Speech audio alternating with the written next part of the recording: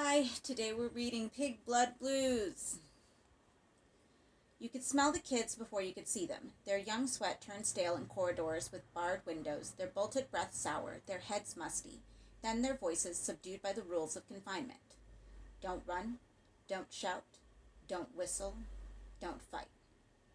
They called it a remand center for adolescent offenders, but it was near as damn it a prison.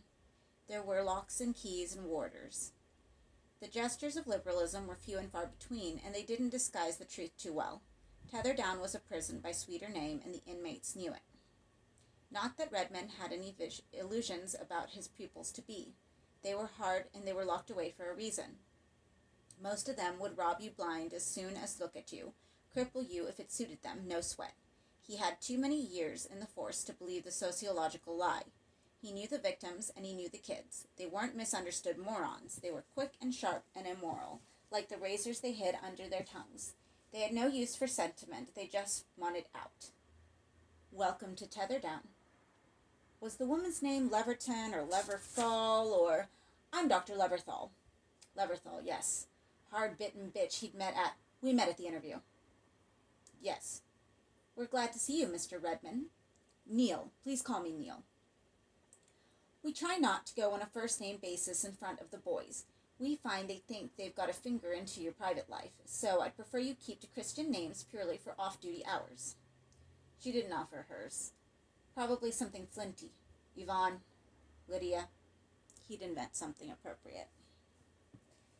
She looked 50 and was probably 10 years younger. No makeup, hair tied back so severely he wondered her eyes didn't pop. You'll be beginning classes the day after tomorrow. The governor asked me to welcome you to the center on his behalf and apologize to you that he can't be here himself. There are funding problems. Aren't there always? Regrettably, yes. I'm afraid we're swimming against the tide here. The general mood of the country is very law and order oriented. What was that a nice way of saying? Beat the shit out of any kid caught so much as jaywalking? Yes, he'd been that way himself in his time, and it was a nasty little cul-de-sac, every bit as bad as being sentimental. The fact is, we may lose Tether Down altogether, she said. Which would be a shame. I know it doesn't look like much. But it's home, he laughed. The joke fell among thieves. She didn't seem to hear it. You, her tone hardened. You have a solid, did she say sullied? Background in the police force. Our hope is that your appointment here will be welcomed by the funding authorities. So that was it. Token ex-policeman brought in to appease the powers that be to show willing in the discipline department. They didn't really want him here. They wanted some sociologist who'd write up reports on the effects of the class system on brutality amongst teenagers. She was quietly telling him that he was the odd man out. I told you why I left the force. You mentioned it. Invalidated out. I wouldn't take a desk job. It's as simple as that, and they wouldn't let me do what I did best, danger to myself, according to some of them. He seemed a little embarrassed by his explanation. Her a psychologist, too. She should have been devouring this stuff. It was his private hurt he was making public here. He was coming clean, for Christ's sake. So I was out on my backside after 24 years. He hesitated, then said his piece. I'm not a token policeman. I'm not any kind of policeman. The force and I parted company. Understand what I'm saying? Good. She didn't understand a bloody word. He tried another approach. I'd like to know what the boys have been told. Been told? About me. Well, something of your background. I see. They'd been warned. Here come the pigs. It seemed important, he grunted. You see, so many of these boys have real aggression problems. There's a source of difficulty for so very many of them. They can't control themselves, and consequently they suffer. He didn't argue, but she looked at him severely as though he had.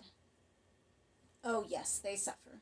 That's why we're at such pains to show some appreciation for their situation, to teach them that there are alternatives. She walked across the window. From the second story there was an adequate view of the grounds. Tether Down had been some kind of estate, and there was a good deal of land attached to the main house, a playing field, its grass sere in the midsummer drought. Beyond it a cluster of outhouses, some exhausted trees, shrubbery, and then rough wasteland off to the wall. He'd seen the wall from the other side. Alcatraz would have been proud of it. We try to give them a little freedom, a little education, and a little sympathy. There's a popular notion, isn't there, that delinquents enjoy their criminal activities?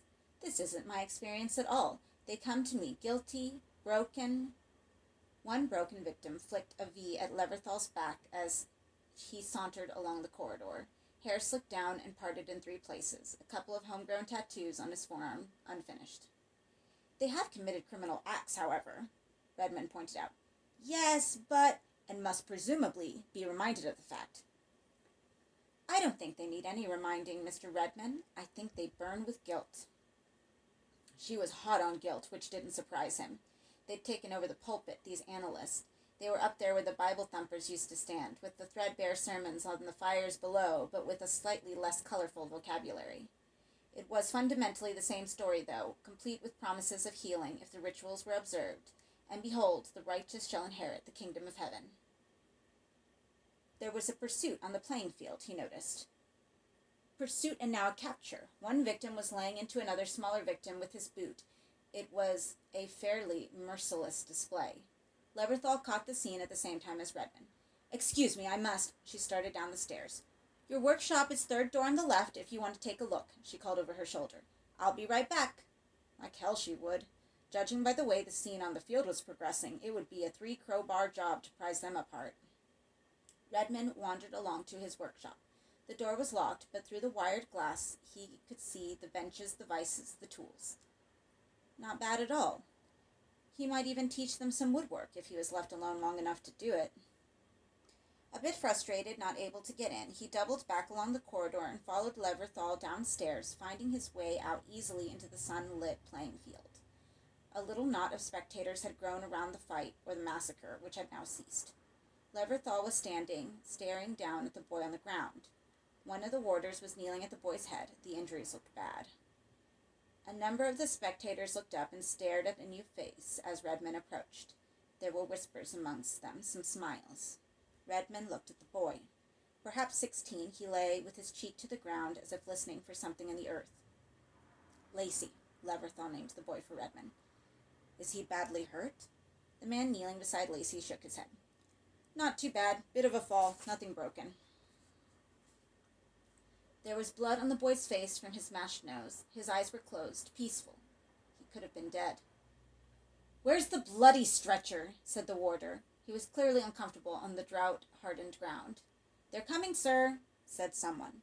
Redmond thought it was the aggressor, a thin lad about 19, sort of eyes that could sour milk at 20 paces. Indeed, a small posse of boys was emerging from the main building, carrying a stretcher and a red blanket. They were all grinning from ear to ear. The band of spectators had begun to disperse, now that the best of it was over. Not much fun picking up the pieces. Wait, said Redmond. Don't we need some witnesses here? Who did this? There were a few casual shrugs, but most of them played deaf.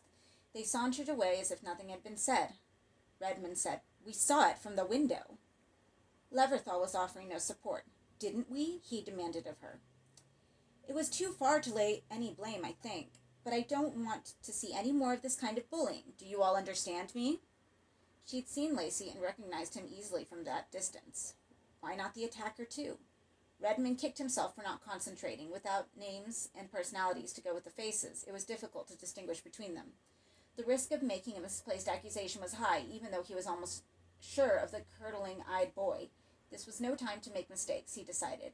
This time he'd have to let the issue drop. Leverthal seemed unmoved by the whole thing. Lacey, she said quietly. It's always Lacey. He asked for it, said one of the boys with the stretcher, brushing a sheaf of blonde white hair from his eyes. He doesn't know better. Ignoring the observation, Leverthal supervised Lacey's transfer to the stretcher and started to walk back to the main building with Redmond in tow. It was all so casual. Not exactly wholesome, Lacey, she said cryptically, almost by way of explanation, and that was all. So much for compassion. Redmond glanced back as they tucked the red blanket around Lacey's still form. 2 things happened almost simultaneously. The first, somebody in the group said, That's the pig. The second, Lacey's eyes opened and looked straight into Redmond, wide, clear, and true. Redmond spent a good deal of the next day putting his workshop in order. Many of the tools had been broken or rendered useless by untrained handling. Saws without teeth, chisels that were chipped and edgeless, broken vices. He'd need money to resupply the shop with the basics of the trade, but now wasn't the time to start asking. Wiser to wait and be seen to do a decent job. He was quite used to the politics of institutions. The force was full of it. About 4:30, a bell started to ring, a good way from the workshop. He ignored it, but after a time his instincts got the better of him. Bells were alarms, and alarms were sounded to alert people. He left his tidying, locked the workshop door behind him, and followed his ears. The bell was ringing in what was laughably called the hospital unit, 2 or 3 rooms closed off from the main block and prettied up with a few pictures and curtains at the windows. There was no sign of smoke in the air, so it clearly wasn't a fire.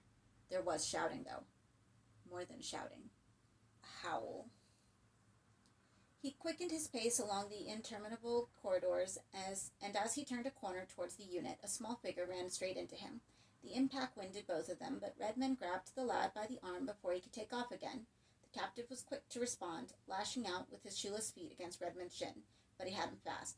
"Let me go, you fuck—" "Calm down, calm down." His pursuers were almost there. "Hold him! Fucker, fucker, fucker, fucker! Hold him!" It was like wrestling a crocodile. The kid had all the strength of fear, but the best of his fury was spent. Tears were springing into his bruised eyes as he spat in Redmond's face. It was Lacey in his arms. Unwholesome Lacey. "Okay, we got him."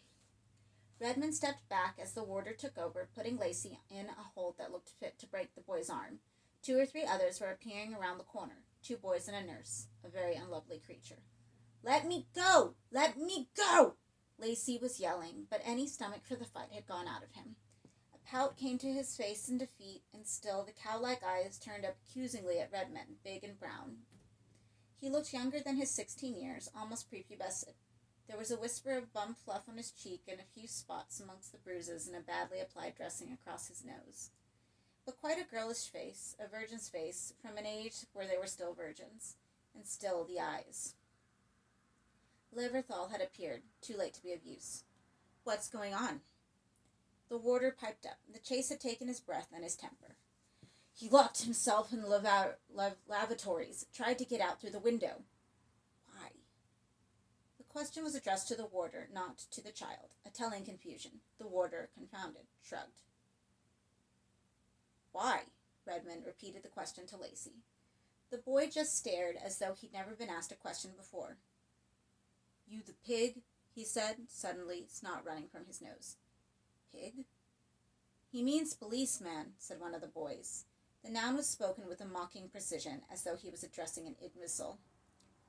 "I know what he means, lad," said Redmond, still determined to outstare Lacey. "I know very well what he means." "Are you?" "Be quiet, Lacey," said Leverthal. "You're in enough trouble as it is." "Yes, son, I'm the pig." The war of looks went on, a private battle between boy and man. "You don't know nothing," said Lacey. It wasn't a snide remark. The boy was simply telling his version of the truth. His gaze didn't flicker. "All right, Lacey, that's enough." The warder was trying to haul him away. His belly struck out between the pajama top and bottom, a smooth dome of milk skin. "Let him speak," said Redmond. "What don't I know?" "He can give his side of the story to the governor," said Leverthal before Lacey could reply. "It's not your concern." But it was very much his concern. The stare made it his concern, so cutting, so damned. The stare demanded that it become his concern. "Let him speak," said Redmond, the authority in his voice overriding Leverthal. The warder loosened his hold just a little. "Why did you try to escape, Lacey?"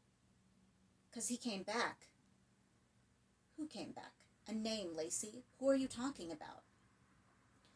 For several seconds, Redmond sensed the boy fighting a pact with silence. Then Lacey shook his head, breaking the electric exchange somewhere between them. He seemed to lose his way somewhere. A kind of puzzlement gagged him. "No harm's going to come to you." Lacey stared at his feet, frowning. "I want to go back to bed now," he said. A virgin's request. "No harm, Lacey. I promise." The promise seemed to have precious little effect. Lacey was struck dumb. But it was a promise nevertheless, and he hoped Lacey realized that. The kid looked exhausted by the effort of his failed escape of the pursuit of staring. His face was ashen. He let the warder turn him and take him back. Before he rounded the corner again, he seemed to change his mind. He struggled to loose himself, failed, but managed to twist himself round to face his interrogator. "Hennessy," he said, meeting Redmond's eyes once more. That was all. He was shunted out of sight before he could say anything more. "Hennessy," said Redmond, feeling like a stranger suddenly. "Who's Hennessy?" Leverthal was lighting a cigarette. Her hands were shaking ever so slightly as she did it. He hadn't noticed that yesterday, but he wasn't surprised. He'd yet to meet a head shrinker who didn't have problems of their own. "The boy's lying," she said. "Hennessy's no longer with us." A little pause. Redmond didn't prompt. It only made her jumpy. "Lacey's clever," she went on, putting the cigarette to her colorless lips. "He knows just the spot." "Eh?" "You're new here, and he wants to give you the impression that he's got a mystery all of his own." "It isn't a mystery, then?" "Hennessy?" she snorted. "Good God, no. He escaped custody in early May. He and Lacey." She hesitated without wanting to. "He and Lacey had something between them. Drugs, perhaps. We never found out. Glue sniffing, mutual masturbation, God knows what." She really did find the whole subject unpleasant. Distaste was written all over her face in a dozen tight places. "How did Hennessy escape?" "We still don't know," she said. "He just didn't turn up for roll call one morning. The place was searched from top to bottom, but he'd gone." "Is it possible he'd come back?" A genuine laugh. "Jesus, no. He hated the place. Besides, how could he get in?" "He got out." Leverthal conceded the point with a murmur. "He wasn't especially bright, but he was cunning. I wasn't altogether surprised when he went missing. The few weeks before his escape, he'd really sunk into himself. I couldn't get anything out of him, and up until then, he'd been quite talkative." "And Lacey?" "Under his thumb. It often happens. Younger boy idolizes an older, more experienced individual. Lacey had a very unsettled family background." Neat, thought Redmond. So neat he didn't believe a word of it. Minds weren't pictures at an exhibition, all numbered and hung in order of influence. One marked cunning, the next impressionable. They were scrawls. They were scrawling splashes of graffiti, unpredictable, unconfinable. And little boy Lacey? He was written on water. Classes began the next day in a heat so oppressive it turned the workshop into an oven by 11. But the boys responded quickly to Redmond's straight dealing. They recognized in him a man they could respect without liking. They expected no favors and received none. It was a stable arrangement. Redmond found the staff on the whole less communicative than the boys. An oddball bunch all in all. Not a strong heart amongst them, he decided. The routine of tether down, its rituals of classification, of humiliation, seemed to grind them into a common gravel. Increasingly, he found himself avoiding conversation with his peers. The workshop became a sanctuary, a home from home, smelling of newly cut wood and bodies. It was not until the following Monday that one of the boys mentioned the farm. Nobody had told him there was a farm in the grounds of the center, and the idea struck Redmond as absurd. "Nobody much goes down there," said Creeley, one of the worst woodworkers on God's earth. "It stinks." General laughter. "All right, lads, settle down."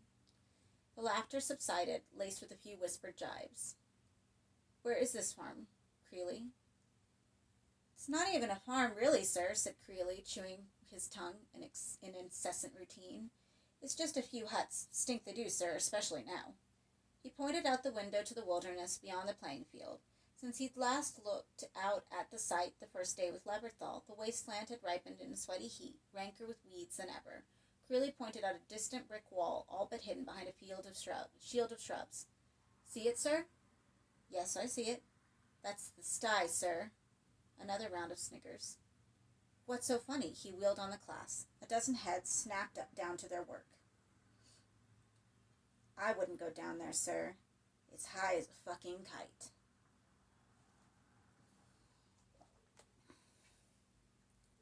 Creeley wasn't exaggerating. Even in the relative cool of the late afternoon, the smell wafting off the farm was stomach-turning. Redmond just followed his nose across the field and past the outhouses. The buildings he glimpsed from the workshop window were coming out of hiding. A few ramshackle huts thrown up out of corrugated iron and rotting wood, A chicken run and a brick-built sty were all the farm could offer. As Curly had said, it wasn't a farm at all. It was a tiny, domesticated dachau, filthy and forlorn. Somebody obviously fed the few prisoners, the hens, the half-dozen geese, the pigs, but nobody seemed bothered to clean them out, hence the rotten smell. The pigs particularly were living in a bed of their own hors d'oeuvre, islands of dung cooked to perfection in the sun, peopled with thousands of flies. The sty itself was divided into two separate compartments, divided by a high brick wall. In the forecourt of one, a small mottled pig lay on its side in the filth, its flank alive with ticks and bugs. Another, smaller pig could be glimpsed in the gloom of the interior, lying on shit-thick straw. Neither showed any interest in Redman. The other compartment seemed empty. There was no excrement in the forecourt, and far fewer flies amongst the straw. The accumulated smell of old fecal matter was no less acute, however, and Redmond was about to turn away when there was a great noise from inside, and a great bulk righted itself. He leaned over the padlocked wooden gate, blotting out the stench by an act of will, and peered through the doorway of the sty. The pig came out to look at him. It was 3 times the size of its companions, a vast sow that might well have mothered the pigs in the adjacent pen. But where her furrow were filthy flanked, the sow was pristine, her blushing pink frame radiant with good health. Her sheer size impressed Redman. She must have weighed twice what he weighed, he guessed, an altogether formidable creature. A glamorous animal in her gross way, and her curling blonde lashes, and the delicate down on her shiny snout that coarsened to bristled around her lolling ears, and the oily, fetching look in her dark brown eyes. Redman, a city boy, had seldom seen the living truth behind, or previous to, the meat on his plate. This wonderful porker came as a revelation. The bad press that he'd always believed about pigs, the reputation that he'd made the very name a synonym for foulness, all that was given the lie. The sow was beautiful, from her snuffling snout to the delicate corkscrew of her tail, a seductress on trotters. Her eyes regarded Redman as an equal. He had no doubt of that, admiring him rather less than he admired her. She was safe in her head, he in his. They were equal under a glittering sky. Close to her, her body smelled sweet. Somebody had clearly been down there the very morning, sluicing her down and feeding her. Her trough, Redman now noticed, still brimmed with the mush of slops, the remains of yesterday's meal. She hadn't touched it. She was no glutton.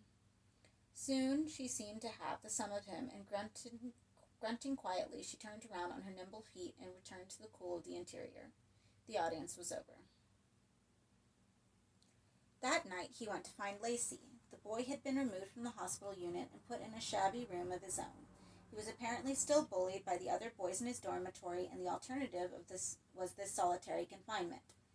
Redmond found him sitting on a carpet of old comic books, staring at the wall. The lurid covers of the comics made his face look milkier than ever. The bandage had gone from his nose, and the bruise on the bridge was yellowing. He shook Lacey's hand, and the boy gazed up at him. There was a real turn about since their last meeting. Lacey was calm, even docile. The handshake, a ritual Redmond had introduced whenever he met boys out of the workshop, was weak. "Are you well?" The boy nodded. "Do you like being alone?" "Yes, sir." "You'll have to go back to the dormitory eventually." Lacey shook his head. "You can't stay here forever, you know." "Oh, I know that, sir. You'll have to go back." Lacey nodded. Somehow the logic didn't seem to have got through to the boy. He turned up the corner of the Superman comic and stared at the splash page without scanning it. "Listen to me, Lacey. I want you and I to understand each other, yes?" "Yes, sir." "I can't help you if you lie to me, can I?" "No." "Why did you mention Kevin Hennessy's name to me last week? I know that he isn't here any longer. He escaped, didn't he?" Lacey stared at the 3-color hero on the page. "Didn't he?" "He's here," said Lacey very quietly. The kid was suddenly distraught. It was in his voice and in the way his face folded up on itself. "If he escaped, why should he come back? That doesn't really make much sense to me. Does it make much sense to you?" Lacey shook his head. There were tears in his nose that muffled his words, but they were clear enough. "He never went away." "What? You mean he never escaped?" He's clever, sir. You don't know Kevin. He's clever. He closed the comic and looked up at Redmond. In what way clever? He planned everything, sir. All of it. You have to be clear. You won't believe me. Then that's the end, because you won't believe me. He hears you know. He's everywhere. He doesn't care about walls. Dead people don't care about nothing like that. Dead. A smaller word than alive, but it took the breath away. He can come and go, said Lacey, any time he wants. Are you saying Hennessy is dead? Said Redmond. Be careful, Lacey. The boy hesitated. He was aware that he was walking a tightrope, very close to losing his protector. You promised, he said suddenly, cold as ice. Promised no harm would come to you. It won't. I said that, and I mean it. But that doesn't mean you can tell me lies, Lacey. What lies, sir? Hennessy isn't dead. He is, sir. They all know he is. He hanged himself with the pigs. Redmond had been lied to many times by experts, and he felt he'd become a good judge of liars. He knew all the telltale signs, but the boy exhibited none of them. He was telling the truth. Redmond felt it in his bones. The truth, the whole truth, nothing but. That didn't mean that what the boy was saying was true. He was simply telling the truth as he understood it. He believed Hennessy was deceased. That proved nothing. If Hennessy were dead, he is, sir. If he were, how could he be here?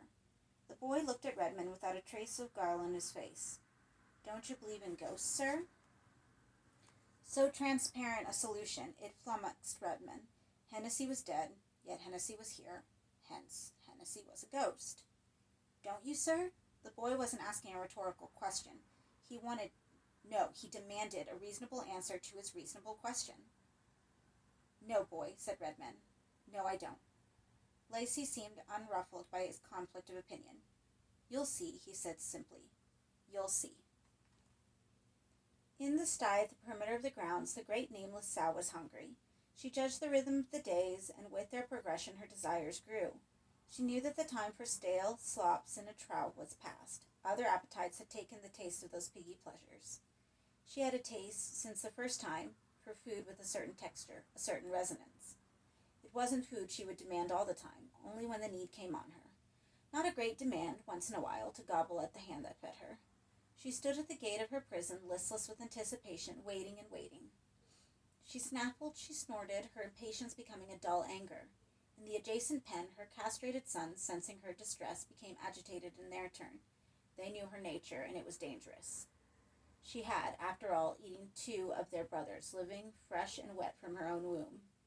Then there were noises through the blue veil of twilight, the soft brushing sound of passage through the nettles, accompanied by the murmur of voices.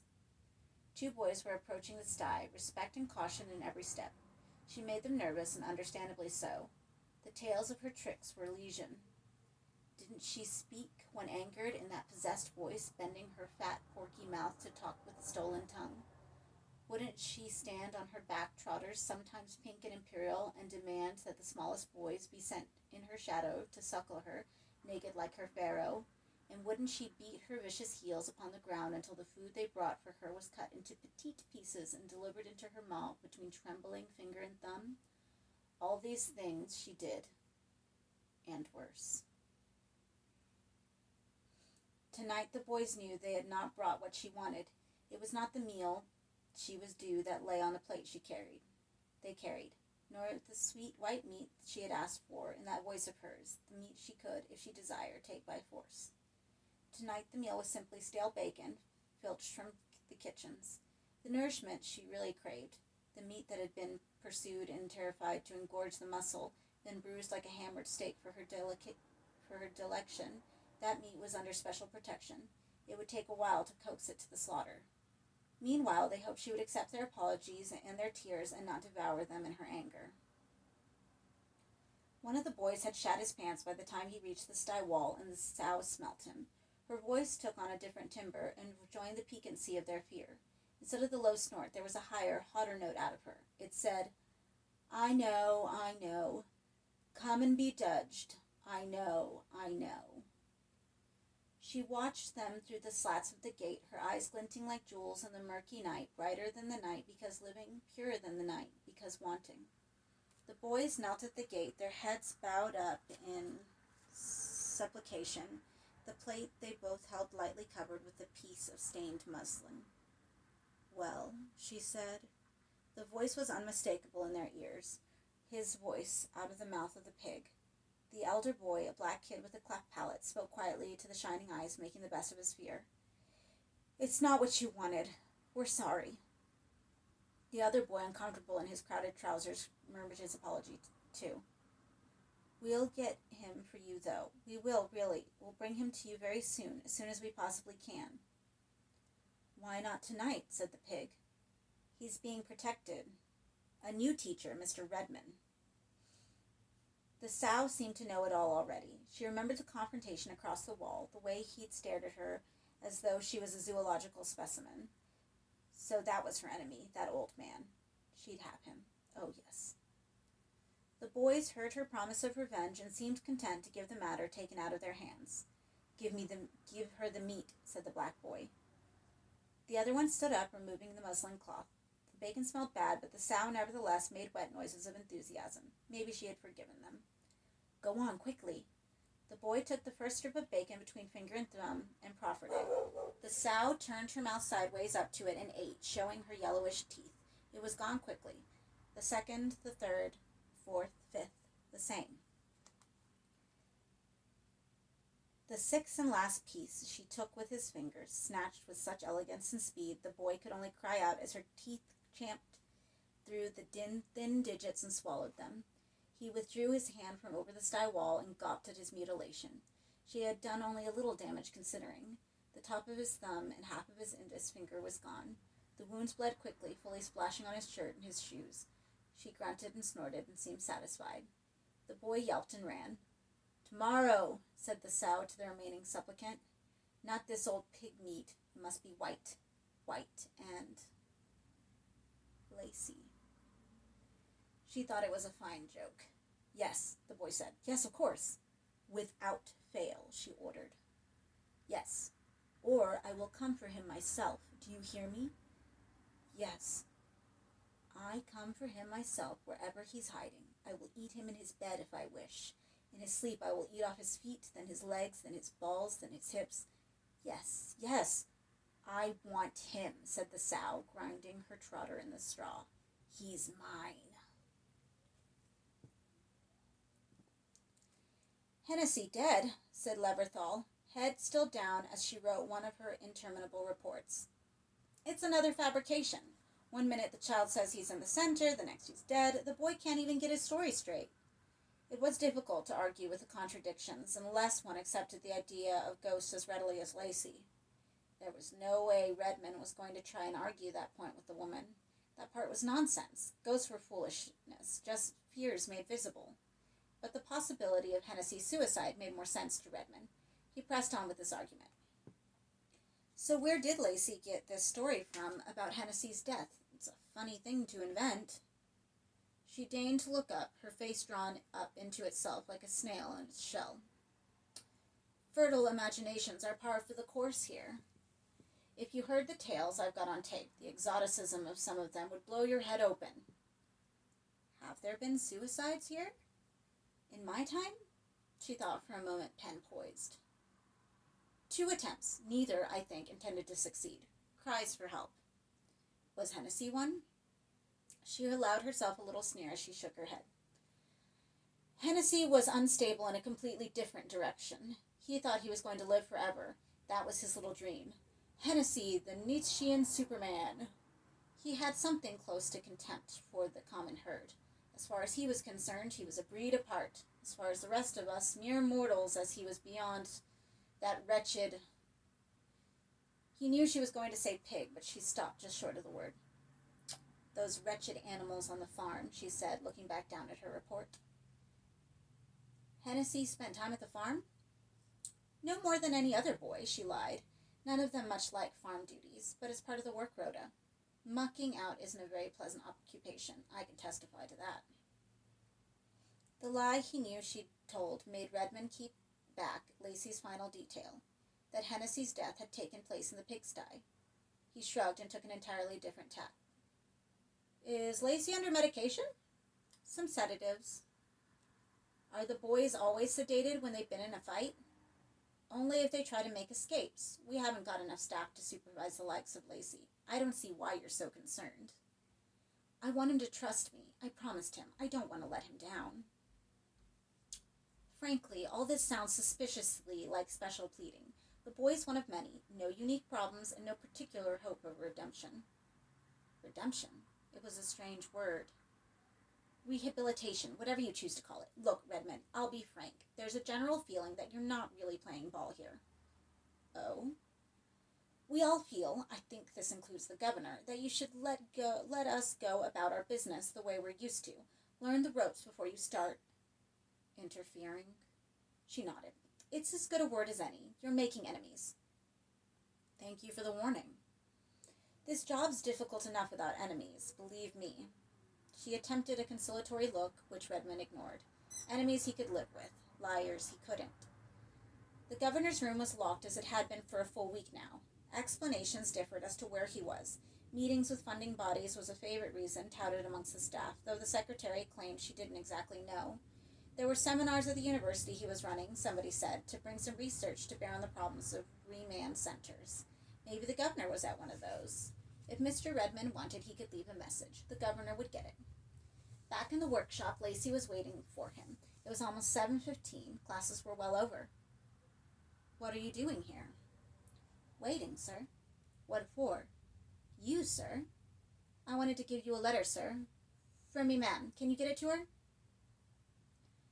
You can send it through the usual channels, can't you? Give it to the secretary. She'll forward it. You're allowed 2 letters a week. Lacey's face fell. They read them, sir, in case you write something you shouldn't, and if they do, they burn them. And you've written something you shouldn't? He nodded. What? About Kevin. I told her all about Kevin, about what happened to him. I'm not sure you've got your facts right about Hennessy. The boy shrugged. It's true, sir, he said quietly, apparently no longer caring if he convinced Redmond or not. It's true. He's there, sir. In her. In who? What are you talking about? Maybe Lacey was speaking, as Leberthal had suggested, simply out of his fear. There had to be a limit to his patience with the boy, and this was just about it. A knock on the door, and a spotty individual called Slate was staring at him through the wired glass. Come in. Urgent telephone call for you, sir, in the secretary's office. Redmond hated the telephone. Unsavory machine. It never brought good tidings. Urgent from who? Slate shrugged and picked at his face. Stay with Lacey, will you? Slate looked unhappy with the prospect. Here, sir, he asked. Here. Yes, sir. I'm relying on you, so don't let me down. No, sir. Redmond turned to Lacey. The bruised look was a wound now, open as he wept. Give me your letter. I'll take it to the office. Lacey had thrust the envelope in his pocket. He retrieved it unwillingly and handed it across to Redmond. Say thank you. Thank you, sir. The corridors were empty. It was television time, and the nightly worship of the box had begun. They would be glued to the black and white set that dominated the recreation room, sitting through the pap of cop shows and game shows and wars from the world shows with their jaws open and their minds closed. A hypnotized silence would fall on the assembled company until a promise of violence or a hint of sex. Then the room would erupt in whistles, obscenities, and shouts of encouragement, only to subside again into sullen silence during the dialogue as they waited for another gun, another breast. He could hear gunfire and music, even now, echoing through the corridor. The office was open, but the secretary wasn't there. Gone home, presumably. The clock in the office said 8:19. Redmond amended his watch. The telephone was on the hook. Whoever had called him was tired of waiting, leaving no message. Relieved as he was that the call wasn't urgent enough to keep the caller hanging on, he now felt disappointed not to be speaking to the outside world, like Crusoe seeing a sail only to have it sweep by his island. Ridiculous. This wasn't his prison. He could walk out whenever he liked. He would walk out that very night and be Crusoe no longer. He contemplated leaving Lacey's letter on the desk, but thought better of it. He had promised to protect the boy's interests, and that he would do. If necessary, he'd post the letter himself. Thinking of nothing in particular, he started back towards the workshop. Vague wisps of unease floated in his system, clogging his responses. Sighs sat in his throat, scowls on his face. This damn place, he said aloud, not meaning the walls and the floors, but the trap they represented. He felt he could die there and his good intentions arrayed around him like flowers, round a stiff, and nobody would know or care or mourn. Idealism was weakness here, compassion and indulgence. Unease was all. Unease and silence. That was what was wrong. Though the television still popped and screamed down the corridor, there was silence accompanying it. No wolf whistles, no cat calls. Redmond darted back to the vestibule and down the corridor to the recreation room. Smoking was allowed in this section of the building, and the area stank of stale cigarettes. Ahead, the noise of the mayhem continued unabated. A woman screamed somebody's name, a man answered, and was cut off by a blast of gunfire. Stories, half told, hung in the air. He reached the room and opened the door. The television spoke to him. "Get down! He's got a gun!" Another shot. The woman, blonde, big-breasted, took the bullet in her heart and died on the sidewalk beside the man she loved. The tragedy went unwatched. The recreation room was empty. The old armchairs and graffiti-carved stools placed around the television set for an audience who had better entertainment for the evening. Redmond wove between the seats and turned the television off. As the silver-blue fluorescence died and the insistent beat of the music was cut dead, he became aware, in the gloom, in the hush, of somebody at the door. "Who is it?" "Slape, sir." "I told you to stay with Lacey." "He had to go, sir." "Go?" "He ran off, sir. I couldn't stop him." "Damn you! What do you mean you couldn't stop him?" Redmond started to recross the room, catching his foot on a stool. It scraped on the linoleum, a little protest. Slape twitched. "I'm sorry, sir," he said. "I couldn't catch him. I've got a bad foot." Yes, Slape did limp. "Which way did he go?" Slape shrugged. "Not sure, sir." "Well, remember, no need to lose your temper, sir." The "sir" was slurred, a parody of respect. Redmond found his hand itching to hit this pus-filled adolescent. He was within a couple of feet of the door. Slape didn't move aside. "Out of my way, Slape." "Really, sir, there's no way you can help him now. He's gone." "I said out of my way." As he stepped forward to push Slape aside, there was a click at navel level, and the bastard had a flick knife pressed to Redmond's belly.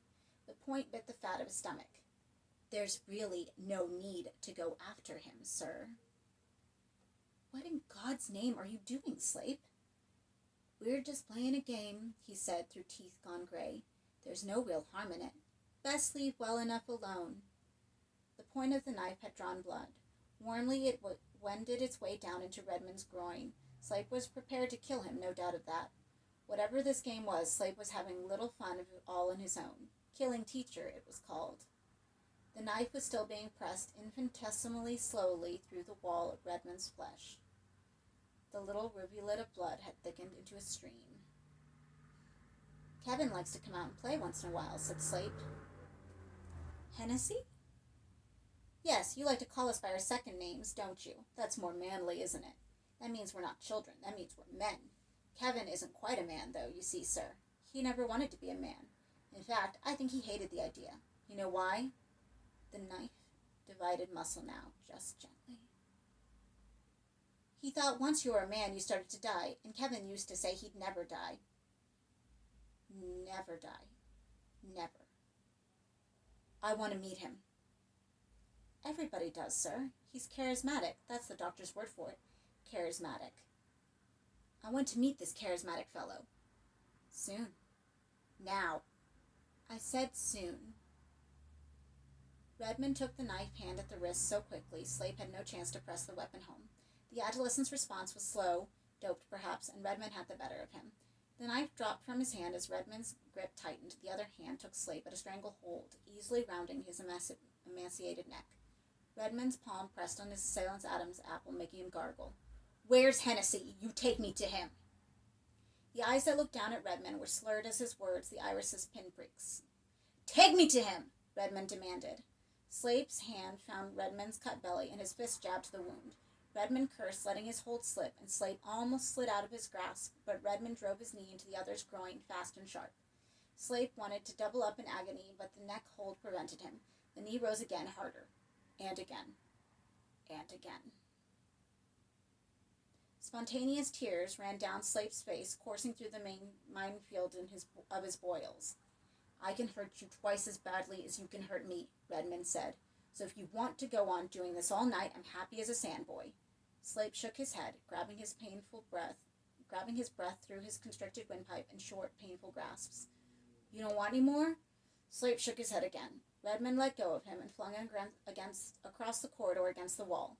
Whimpering with pain, his face crimped, he slid down the wall into a fetal position, hands between his legs.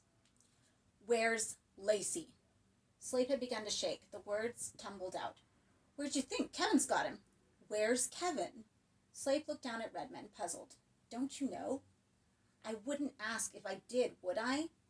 Slape seemed to pitch forward as he spoke, letting out a sigh of pain. Redmond's first thought was the youth was collapsing, but Slape had another idea. The knife was suddenly in his hand again, snatched from the floor, and Slape was driving up towards Redmond's groin. He sidestepped the cut with a hair's breadth to spare, and Slape was on his feet again, the pain forgotten. The knife slit the air back and forth, Slape hissing his intention through his teeth. "Kill you, pig! Kill you, pig!" Then his mouth was wide and he was yelling, "Kevin! Kevin, help me!" The slashes were less and less accurate as Slape lost control of himself, tears, snot, and sweat sliming his face as he stumbled towards his intended victim. Redmond chose his moment and delivered a crippling blow to Slape's knee, the weak leg, he guessed. He guessed correctly. Slape screamed and staggered back, reeling round and hitting the wall face on. Redmond followed through, pressing Slape's back. Too late, he realized what he'd done. Slape's body relaxed as his knife hand, crushed between wall and body, slid out bloody and weaponless. Slape exhaled death air and collapsed heavily against the wall, driving the knife still deeper into his own gut. He was dead before he touched the ground. Redmond turned him over. He'd never become used to the suddenness of death, to be gone so quickly, like the image on the television screen, switched off and blank, no message. The utter silence of the corridors became overwhelming as he walked back towards the vestibule. The cut on his stomach was not significant, and the blood had made its own scabby bandage of his shirt, knitting cotton to flesh and sealing the wound. It scarcely hurt at all, but the cut was the least of his problems. He had mysteries to unravel now, and he felt unable to face them. The used, exhausted atmosphere of the place made him feel, in his turn, used and exhausted. There was no health to be had here, no goodness, no reason. He believed, suddenly, in ghosts. In the vestibule there was a light burning, a bare bulb suspended over the dead space. By it he read Lacey's crumpled letter. The smudged words on the paper were like matches set to the tinder of his panic. "Mama, they fed me to the pig. Don't believe them if they said I never loved you or if they said I ran away. I never did. They fed me to the pig. I love you, Tommy." He pocketed the letter and began to run out of the building and across the field. It was well dark now, a deep, starless dark, and the air was muggy. Even in daylight, he wasn't sure of the route to the farm. It was worse by night. He was very soon lost, somewhere between the playing field and the trees. It was too far to see the outline of the main building behind him, and the trees ahead all looked alike. The night air was foul, no wind to freshen tired limbs. It was as still outside as inside, as though the whole world had become an interior, a suffocating room bounded by a painted ceiling of cloud. He stood in the dark, the blood thumping in his head, and tried to orient himself. To his left, where he had guessed the outhouses to be, a light glimmered. Clearly he was completely mistaken about his position. The light was in the sty. It threw the ramshackle chicken run into silhouette as he stared at it. There were figures there, several, standing as if watching a spectacle he couldn't yet see. He started towards the sty, not knowing what he would do once he reached it. If they were all armed like Slape and shared his murderous intentions, then that would be the end of him. The thought didn't worry him. Somehow tonight, to get off this closed-down world was an attractive option. Down and out. And there was Lacey. There'd been a moment of doubt after speaking to Leverthal, when he'd wondered why he cared so much about the boy. That accusation of special pleading, it was a certain truth to it. Was there something in him that wanted Thomas Lacey naked beside him? Wasn't that the subtext of Liverthal's remark? Even now, running uncertainly towards the lights, all he could think of was the boy's eyes, huge and demanding, looking deep into his. Ahead there were figures in the night wandering away from the farm. He could see them against the lights of the sty. Was it over already? He made a long curve around the left of the buildings to avoid the spectators as they left the scene. They made no noise. There was no chatter or laughter amongst them. Like a congregation leaving a funeral, heads bowed, it was eerie to see these godless delinquents so subdued by reverence. He reached the chicken run without encountering any of them face to face. There were still a few figures lingering around the pig house. The wall of the south compartment was lined with candles, dozens and dozens of them. They burned steadily in the still air, throwing a rich, warm light onto the brick and onto the faces of the few who still stared into the mysteries of the sty. Laverthal was among them, as was the warder who'd knelt at Lacey's head that first day.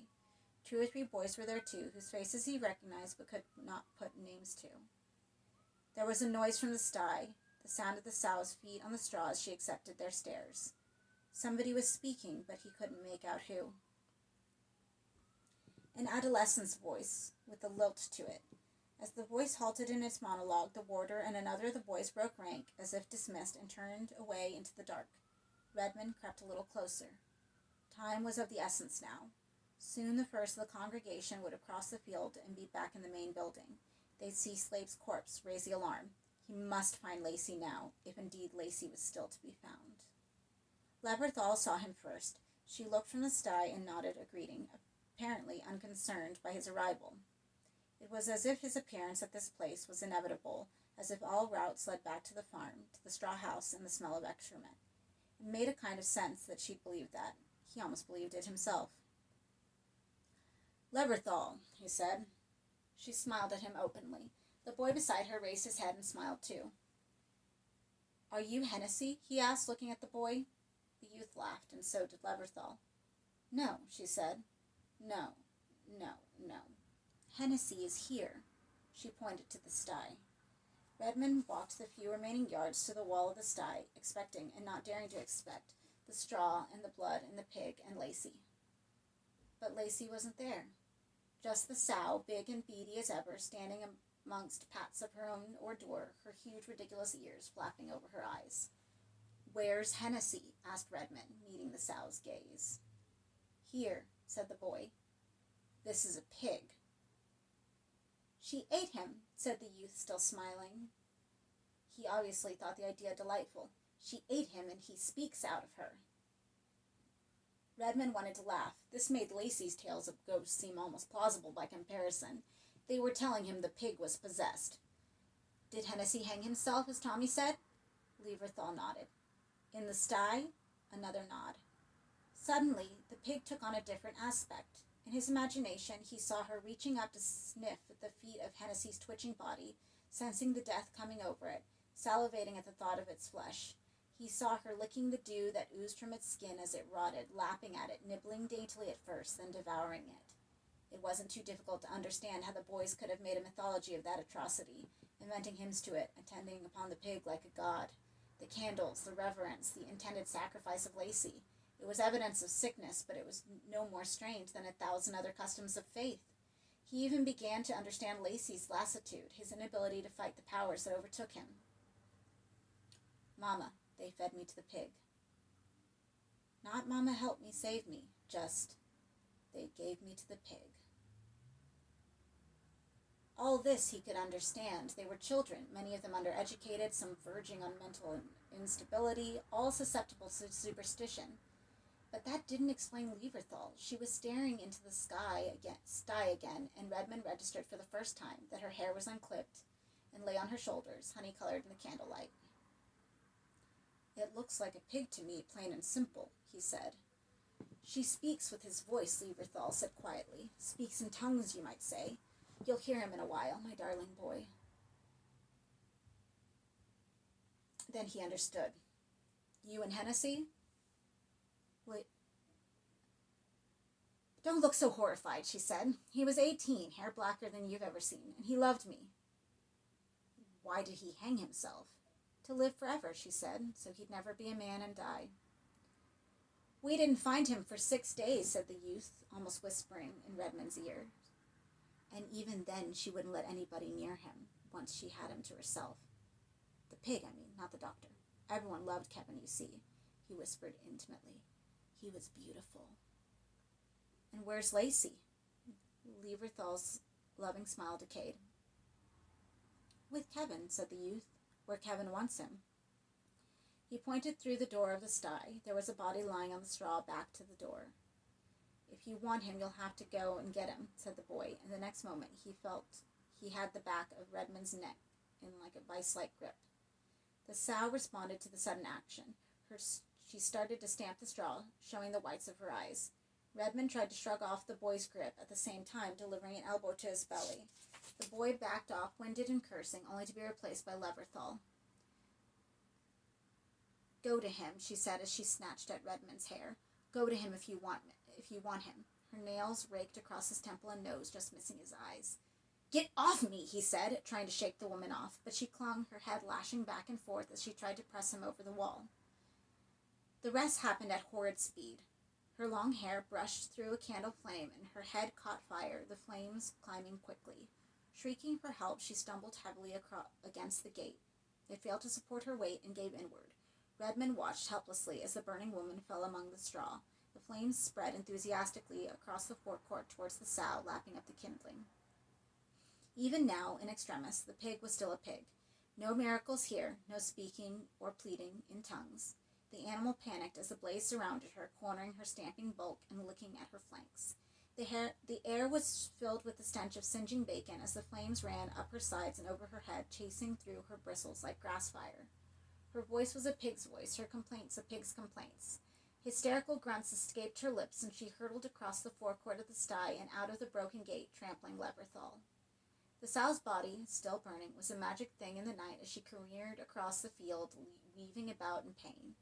Her cries did not diminish as the dark ate her up, and they seemed to echo back and forth across the field, unable to find a way out of the locked room. Redmond stepped over Leverthal's fire-ridden corpse and into the sty. The straw was burning on every side, and the fire was creeping towards the door. He half shut his eyes against the stinging smoke and ducked into the pig house. Lacey was lying, as he had been all along, back to the door. Redmond turned the boy over. He was alive. He was awake. His face, bloated with tears and terror, stared off of his straw pillow, eyes so wide they looked fit to leap from his head. Get up, said Redmond, leaning over the boy. His small body was rigid, and it was all Redmond could do to prise his limbs apart. With little words of care, he coaxed the boy to his feet as the smoke began to swirl into the pig house. Come on, it's all right, come on. He stood upright, and something brushed his hair. Redmond felt a little rain of worms across his face and glanced up to see Hennessy, or what was left of him, still suspended from the crossbeam in the pig house. His features were incomprehensible, blackened to a drooping mush. His body was raggedly gnawed off at the hip, and his innards hung from the fetid carcass, dangling in the wormy loops in front of Redmond's face. Had it not been for the thick smoke, the smell of the body would have been overpowering. As it was, Redmond was simply revolted, and his revulsion gave strength to him. He hauled Lacey out of the shadow of the body and pushed him through the door. Outside, the straw was no longer blazing as brightly, but the light of fire and candles and burning body still made him squint after the dark interior. Come on, lad, he said, lifting the kid through the flames. The boy's eyes were button bright, lunatic bright. They said futility. They crossed the sty to the gate, skipping Liverthal's course, and headed into the darkness of an open field. The boy seemed to be stirring from his stricken state with every step they took away from the farm. Behind them, the sty was already a blazing memory. Ahead, the night was still and impenetrable as ever. Redmond tried not to think of the pig. It must be dead now, surely. But as they ran, there seemed to be a noise in the earth as something huge kept pace with them, content to keep its distance, wary now but relentless in its pursuit. He dragged on Lacey's arm and it hurried on, the ground sun-baked beneath their feet. Lacey was whimpering now, no words yet, but sound at least. It was a good sign, a sign Redmond needed. He had about his fill of insanity. They reached the building without incident. The corridors were empty, as they'd been when he'd left an hour ago. Perhaps nobody had found Slape's corpse yet. It was possible. None of the boys had seemed in a fit mood for recreation. Perhaps they had slipped silently to their dormitories to sleep off their worship. It was time to find a phone and call the police. He sniffed, made noises in his throat. His grip on Redmond's hand tightened, then relaxed completely. Ahead, the vestibule was in darkness. Somebody had smashed the bulb recently. It still rocked gently on its cable, illuminated by a seepage of dull light from the window. "Come on, there's nothing to be afraid of. Come on, boy." Lacey bent to Redmond's hand and bit the flesh. The trick was so quick he let the boy go before he could prevent himself, and Lacey was showing his heels as he scooted away down the corridor away from the vestibule. No matter. He couldn't get far. For once, Redmond was glad the place had walls and bars. Redmond crossed the darkened vestibule to the secretary's office. Nothing moved. Whoever had broken the bulb was keeping very quiet, very still. The telephone had been smashed too. Not just broken, smashed to smithereens. Redmond doubled back to the governor's room. There was a telephone there. He'd not be stopped by vandals. The door was locked, of course, but Redmond was prepared for that. He smashed the frosted glass in the window of the door with his elbow and reached through the other side. No key there. To hell with it, he thought, and put his shoulder to the door. It was sturdy, strong wood, and the lock was good quality. His shoulder ached, and the wound in his stomach had reopened by the time the lock gave, and he gained access to the room. The floor was littered with straw. The smell inside made the sty seem sweet. The governor was lying behind his desk, his heart eaten out. "The pig," said Redmond. "The pig! The pig!" And saying the pig, he reached for the phone. A sound. He turned and met the blow full face. It broke his cheekbone and his nose. The room mottled and went white.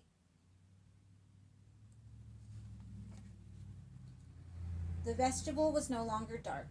Candles were burning. It seemed hundreds of them, in every corner, on every edge. But his head was swimming, his eyesight blurred with concussion. It could have been a single candle, multiplied by senses that could no longer be trusted to tell the truth. He stood in the middle of the arena of the vestibule, not quite knowing how he could be standing, for his legs felt numb and useless beneath him. At the periphery of his vision, beyond the light of the candles, he could hear people talking. No, not really talking. They weren't proper sounds. They were nonsense sounds, made by people who may or may not have been there. Then he heard the grunt, the low, asthmatic grunt of the sow, and straight ahead she emerged from the swimming light of the candles. She was bright and beautiful no longer. Her flanks were charred, her beady eyes withered, her snout somehow twisted out of true. She hobbled towards him very slowly, and very slowly the figure astride her became apparent. It was Tommy Lacey, of course, naked as the day he was born, his body as pink and as hairless as one of her Pharaoh, his face as innocent of human feeling. His eyes were now her eyes, as he guided the great sow by her ears, and the noise of the sow, the snaffling sound, was not out of the pig's mouth, but out of his. His was the voice of the pig. Redmond said his name quietly. Not Lacey, but Tommy. The boy seemed to not hear. Only then, as the pig and her rider approached, did Redmond register why he hadn't fallen on his face. There was a rope around his neck. Even as he thought, the noose tightened, and he was hauled off his feet into the air.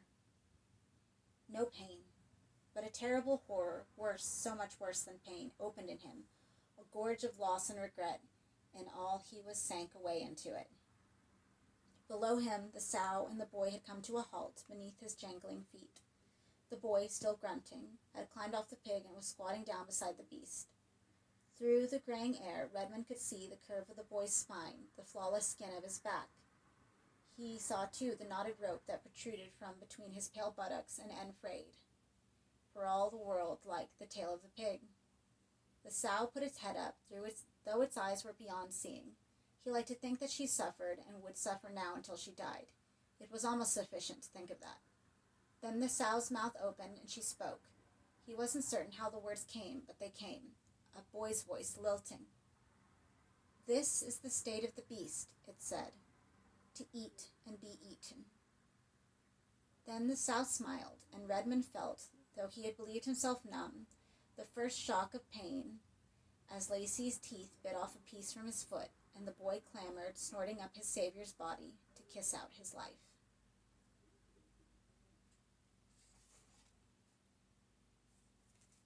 That was Pig Blood Blues. Next week is Sex, Death, and Starshine. We'll see you next week.